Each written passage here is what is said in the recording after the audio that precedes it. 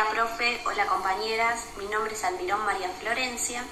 En esta ocasión nos tocó trabajar con Milena Martínez la clase 7, unidad número 5, en donde yo voy a trabajar los textos de descolonización y feminismo. Son hechos contemporáneos que sucedieron en el siglo XXI, el cual surgen variadas problemáticas. Aparentemente parecen ser hechos que son totalmente opuestos, pero a continuación veremos si eso sucede.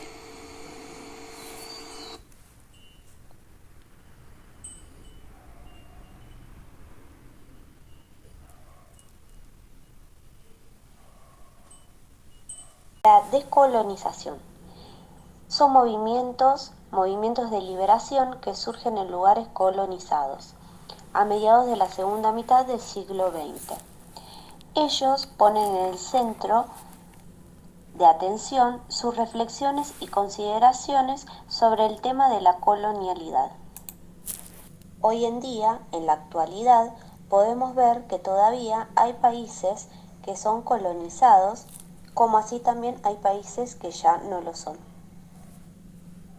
Hay que tener en cuenta la idea de totalidad en general está hoy cuestionada y negada en Europa, ya no solamente por los empiristas de siempre, sino por toda una corriente intelectual que se denomina posmodernidad.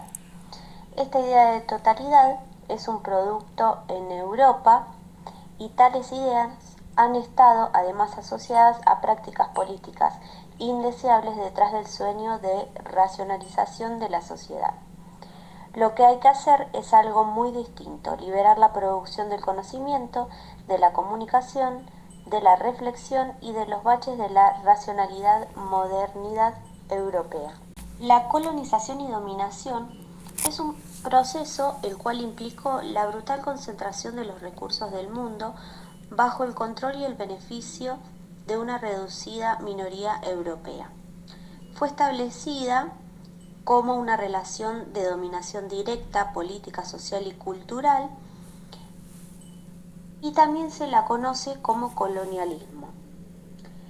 Ha sido derrotada en la amplia mayoría de los casos.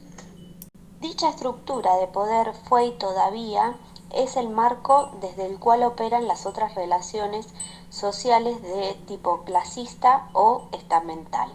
El colonialismo se trata de una colonización de las otras culturas, en diferente intensidad y profundidad según los casos. Los colonizadores se encargaron también de imponer una imagen mistificada de sus propios patrones de producción de conocimiento y significaciones. Los colocaron primero lejos del acceso de los dominados y más tarde lo enseñaron de modo parcial y selectivo para captar algunos dominados en algunas instancias del poder de los dominadores. Es importante que cada cultura reconozca que hay diversidad en la cultura, que no hay una sola, sino que siempre hay diferentes. Teniendo en cuenta lo dicho anteriormente, de esta manera podemos descontracturar o salir del esquema que está producido por la colonización.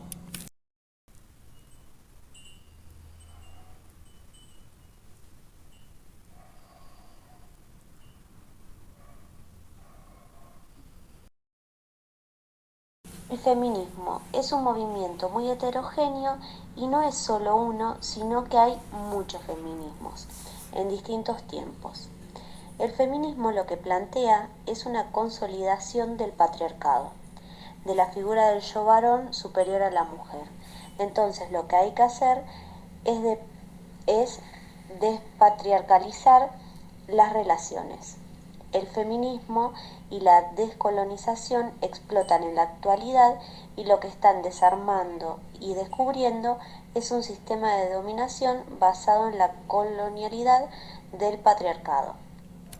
El feminismo radical surge diferenciándose de otros postulados y posicionamientos feministas.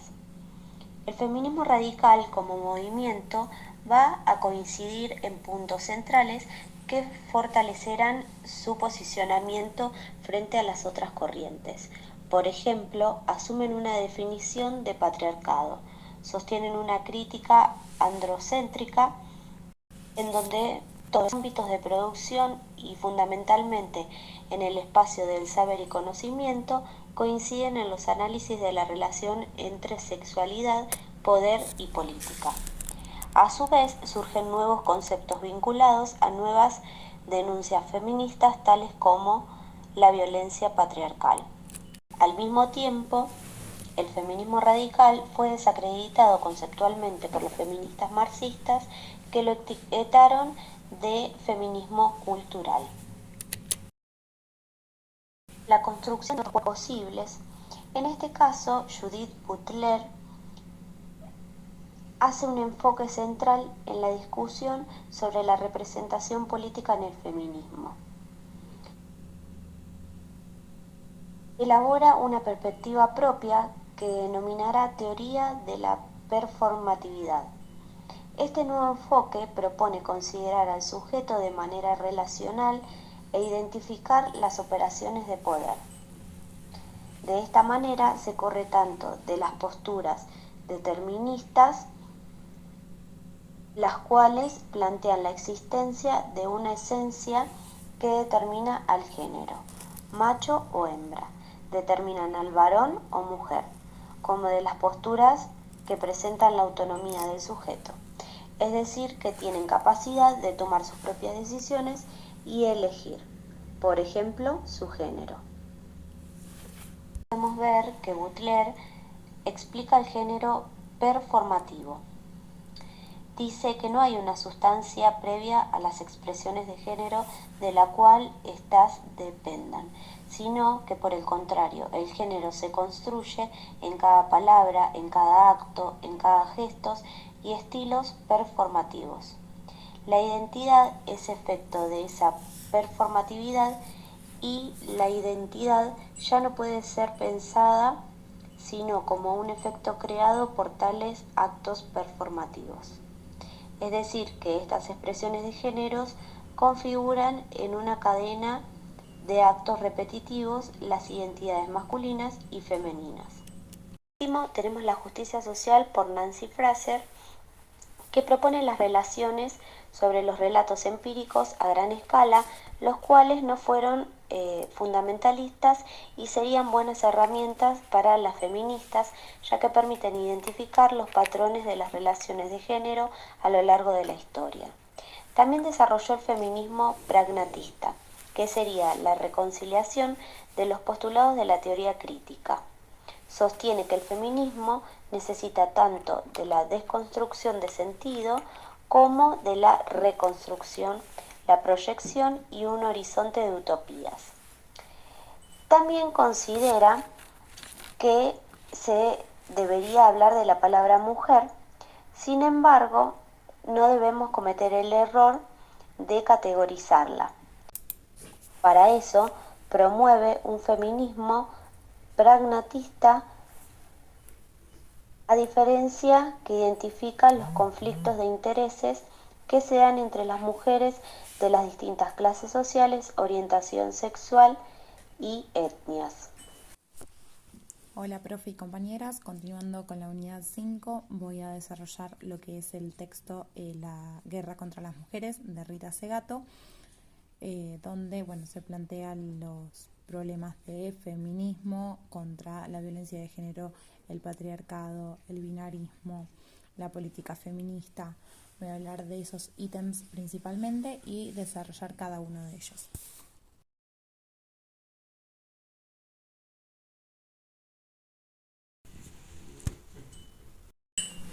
Como se ha dado durante todo este siglo XXI, ha cobrado cada vez más protagonismo lo que es la cuestión de género. Rita Segato va a plantear que hay un retorno al discurso moral conservador en lo que es América Latina, con una demonización de la ideología de género. Y la cuestión de género está justamente en el centro de todos los poderes, por lo que la autora lo que va a plantear es que se llegó a esto a través de una política de un multiculturalismo.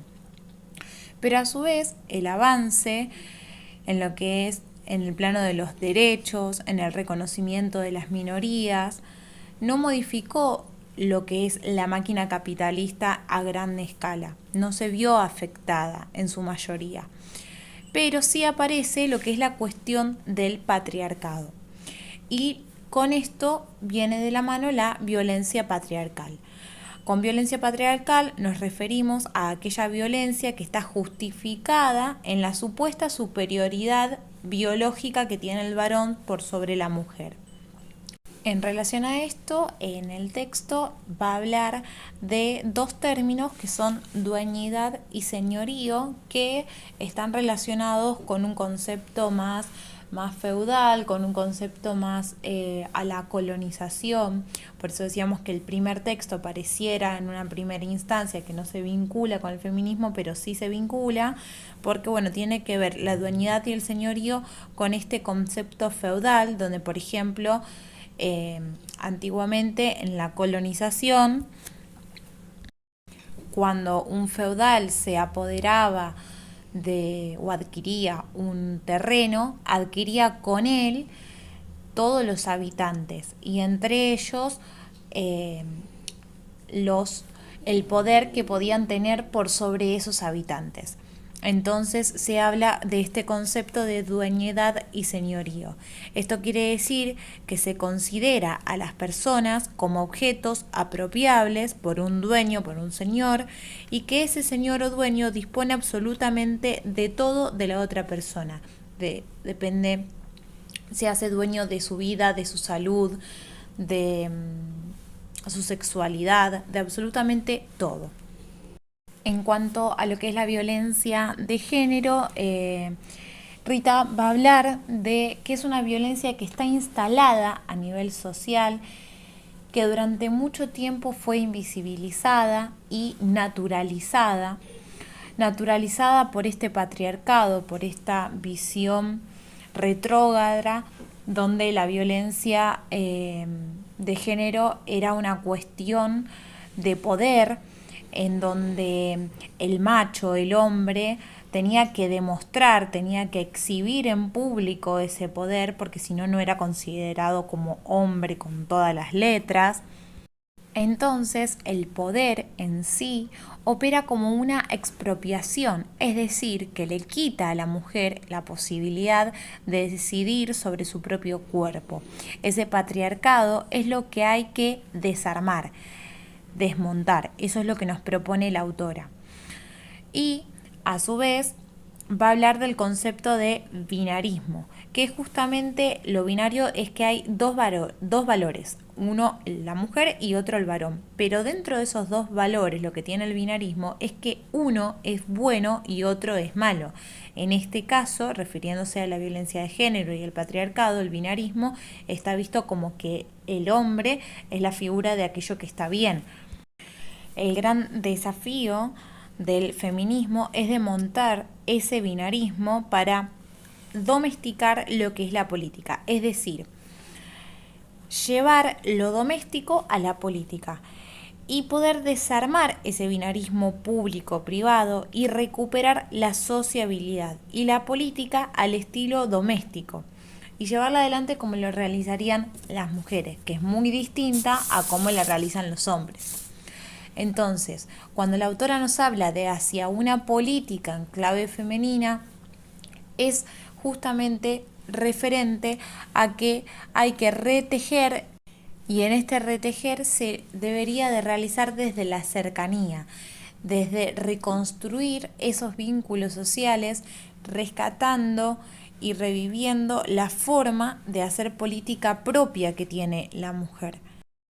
Y acá el texto nos va a hablar de lo que es recrear la sororidad, es decir, involucrar el yo te creo en el espacio público, en el comunicación con el otro, en el tejer vínculos. Este yo te creo tan importante que justamente denota el creer que los derechos de la otra persona pueden estar siendo vulnerados y que no hay dueños, señores del cuerpo o de las decisiones o de la vida de una, y que hay que romper, desarmar este patriarcado naturalizado.